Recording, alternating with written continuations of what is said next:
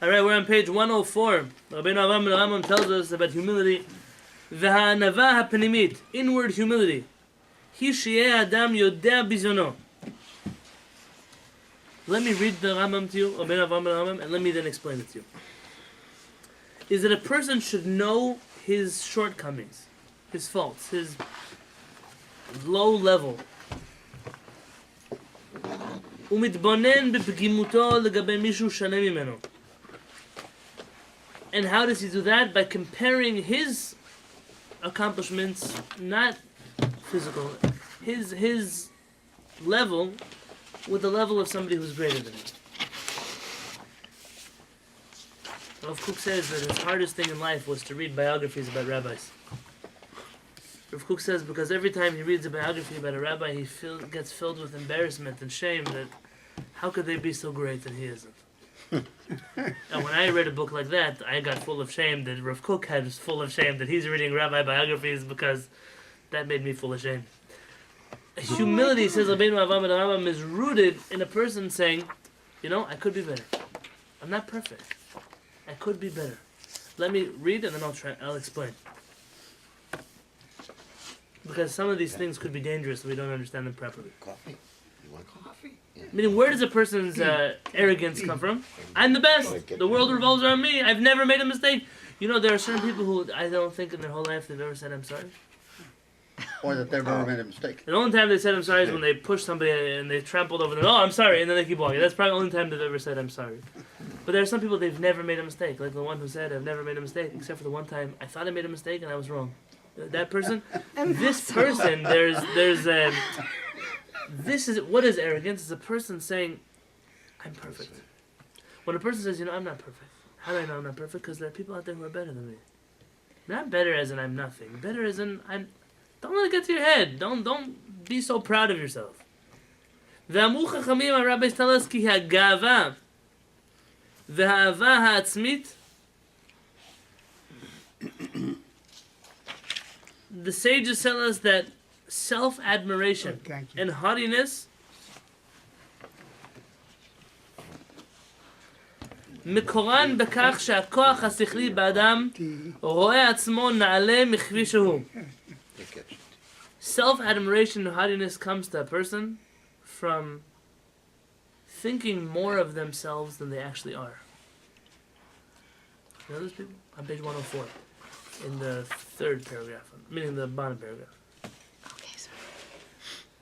There are some people that you ask them like what they accomplished. They've accomplished nothing. But you ask them what they do. Me, I'm the CEO of this, I'm the president of that, I'm on this board, I'm on that committee. But what have you done with your life? Nothing. Complete lack of awareness of self-awareness. Or it's an overinflated sense of self. Meaning, I am so important. I am the... there are such people that walk around with this... they walk around thinking that they are the best... they're God's gift to mankind. So, when a person comes from this place of, the world revolves around me. There's a famous Talmudic teaching. The teacher says, Kol ha'olam lo nivra ela bishvili. A person must say, the whole world was created only for myself. Only for myself. So people always use the line, oh, yeah, me, everything is mine, I can do whatever I want, I can do whatever who cares, it's all for me. Says Rabbi Nachman Abresov, what do you think, that Hashem gave you the whole world just for you? Hashem says, all the problems in the world, only you need to fix them. All the sad people in the world, only you need to make them happy. All the poor people in the world, you're the one who has to figure out how to get them money. Meaning, what does it mean the whole world is mine? The whole world is mine to take care of. The whole world is mine to be there for. The whole world is mine to support, to pray for, says Rabbi Nachman. To pray for them. I heard a story today, which I was hoping to post on Facebook today, but I didn't get a chance yet. There's a story about the Vizhnitzer Rebbe. Which Vizhnitzer Rebbe? I don't know. It seems like the one who just passed away. The Vizhnitzer Rebbe, alav shalom, once had a rabbi. I have to just actually, the details of the story I want to tell you.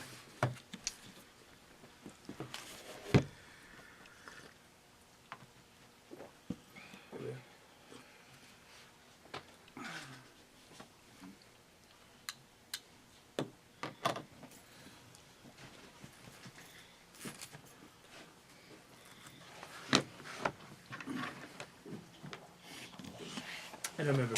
The Vizhnitzer Rebbe once came principal of the school once came to him and said, Rebbe, there's a boy in my school who's really making problems in the school. The boy is bringing down the whole yeshiva. This boy is destroying the whole atmosphere in the yeshiva. I have the story.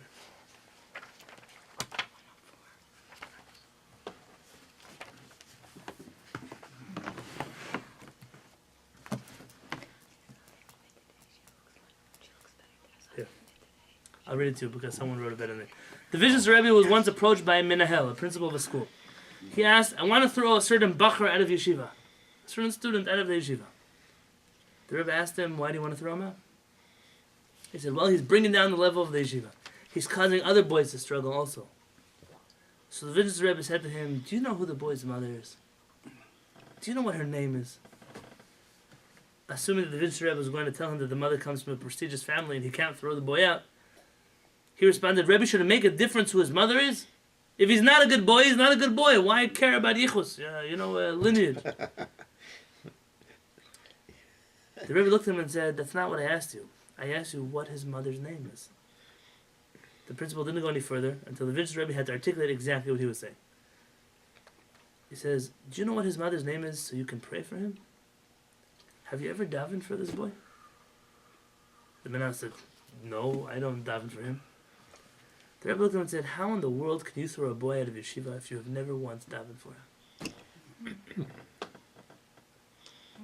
The moral of the story is here. Rabbi Nachman says, you want to get rid of the world, you want to use up the world. I gave you the world so you could... Did you at least pray for the world? Did you at least feel that you are responsible enough for the whole world? That meaning you want to be so full of yourself? Fine. The whole world was created for you? Great. So now all the problems are yours also. You inherit all the responsibilities, not just the merits and the joy. He's saying that chesed comes before gevura, maybe. Sure. And not always. There are times where misplaced chesed can be a problem. I told you that story about this old friend of mine who got thrown out of yeshiva up in New York, the Czechoslovakian. Oh, yeah. Wasn't that a story? They met him like in Denver or something, no? It was in Santa Fe, yeah. Santa Fe. He was a Czechoslovakian refugee, didn't speak English, and they escaped to America, and his parents sent him to a big yeshiva in New York. And he pleaded with, the Rosh Yeshiva, who was a big rabbi, everybody knows, that please give me like 3 years to catch up, learn some English, and catch up with the other studies with it. And he did his best, but he wasn't quite there, so the Rosh Yeshiva threw him out, and he pleaded with the Rosh Yeshiva, don't throw me out, I have nowhere to go. So he got thrown out, and he went through a long, several years, going through different jobs and things, and finally learned English, and then he got involved in Buddhism. Oh. And he married an orphan Jewish woman, and they moved to Santa Fe, New Mexico, to the community there, when the year when I was there on sabbatical from practice. And this Rosh Yeshiva came to Santa Fe to lecture. And this guy happened to be in the audience already. He's like in his 40s. And, he starts telling the Rosh Yeshiva story, and they realize that this rabbi was the Rosh Yeshiva who threw him out. And he's right there at the front. And instead of like, oh, I'm sorry that you had to go through all, it was like, it wasn't my fault, it wasn't me who threw you out, it was somebody else. Oh. And after that, the gentleman unfortunately lost his marriage, lost his Judaism, and lost his life. Everybody said It's amazing. before he passed away. One decision, one time, could have been redemption for them both. Somebody can acquire their whole portion of the world to come in 1 minute. You can also lose the whole portion of the world to come in 1 minute. Rabbi Yonatan said before he passed away, he gave a famous speech about throwing kids out of yeshiva, out of schools. He said, this kid's a problem. He's a troublemaker. He said, you're right. He said, what about his kids? What about his grandkids, his great-kids? Do you know who they're going to be? He said, you want to throw the whole world out of yeshiva? He said, oh, what about other descendants? You throw him out. That means you're also throwing his grandkids out of yeshiva. He said, his grandkids might never even see yeshiva again. He said, when you throw a kid out of yeshiva, I want to hear you say that I take responsibility for for this person's descendants until the end of time that I'm making the right decision. So I want to meet the rabbi who has enough confidence to tell me that. I'll tell you, I struggle a little bit because I went to yeshiva before where throwing people out of yeshiva was a very common occurrence. And I'll tell you one thing, and that is that being an educator afterwards in other yeshivas, I don't believe you have to throw a person out to accomplish this goal, but I'll explain to you what I'm trying to say. In a place where a student knows that I could break all the rules, and because the rabbis are so kind, I'll never see any consequence for that. What that does to the morale of the good guys in the yeshiva, the people who actually try hard, it destroys it. If this kid could do whatever he wants and go out of town and get drunk and come back and miss shachrit, and I'm the one who works hard to get A's and to sit in class and to take notes, and we're treated the same way, meaning he does something wrong, oh, if I throw you out, then what about your children? I'm afraid you're not going to be true. This mentality, I saw this corrode yeshivot. I saw this feeling of, what's going to happen? What are you going to do to me? Is it money that was involved too? Now, very often you should know, it's not just money. I mean, there are places where, what's the boy's last name?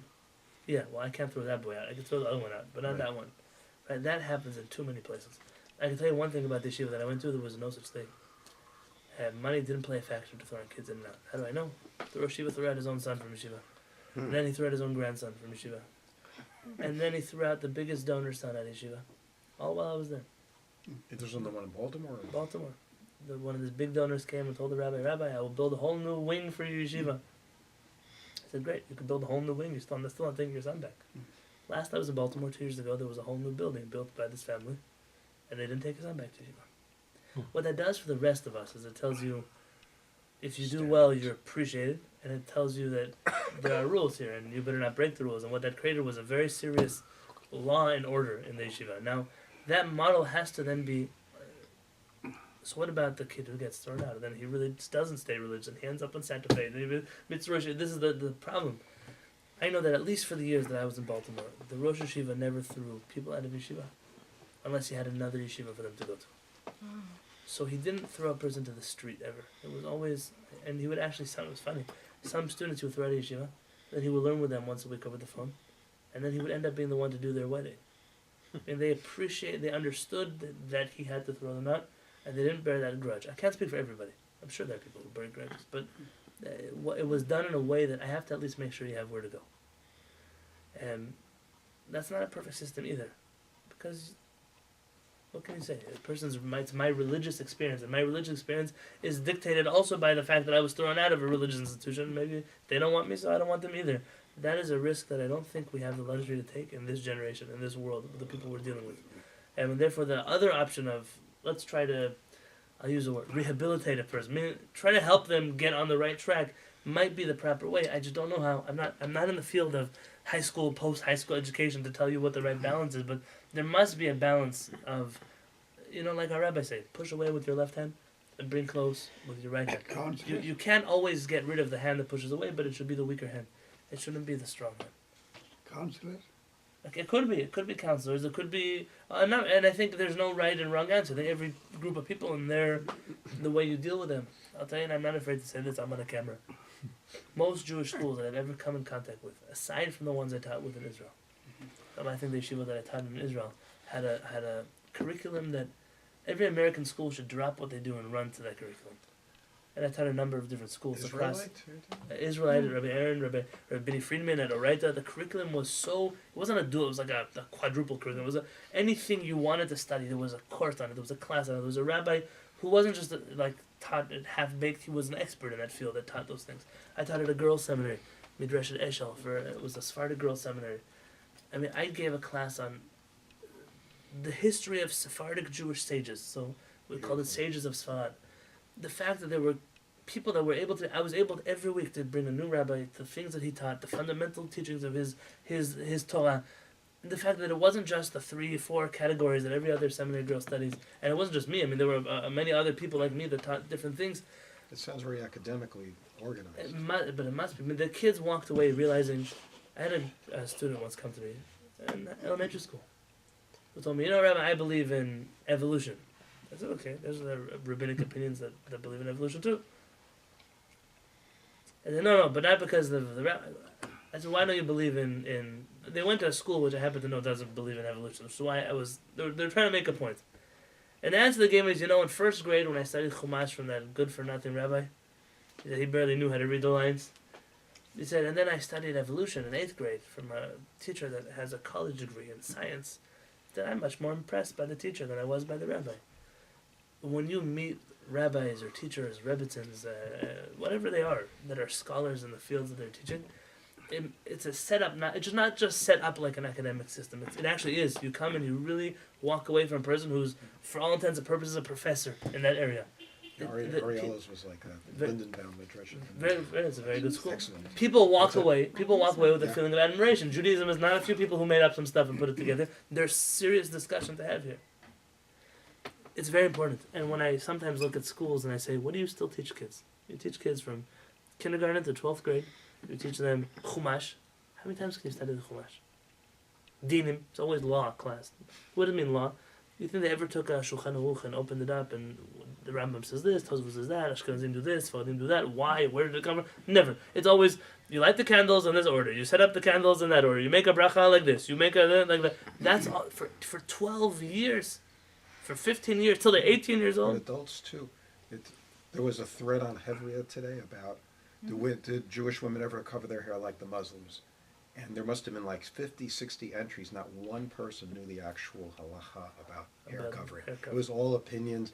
Well, I saw this one do this, and this one says do that, but no one actually knew the law. See, but adult education, I could say that this is optional. Meaning, if you put yourself in a system that's unqualified, it's your fault. Children, they're being taught Torah that is not so relevant to them. Listen, you're going to teach God. Of course, a kid needs to know Chumash. Of course, he needs to know Tanakh. He's going to come to 8th grade, to 12th grade. He's taking AP Physics, AP Science, AP History, AP and 3rd grade Judaic subjects. That's what they're studying.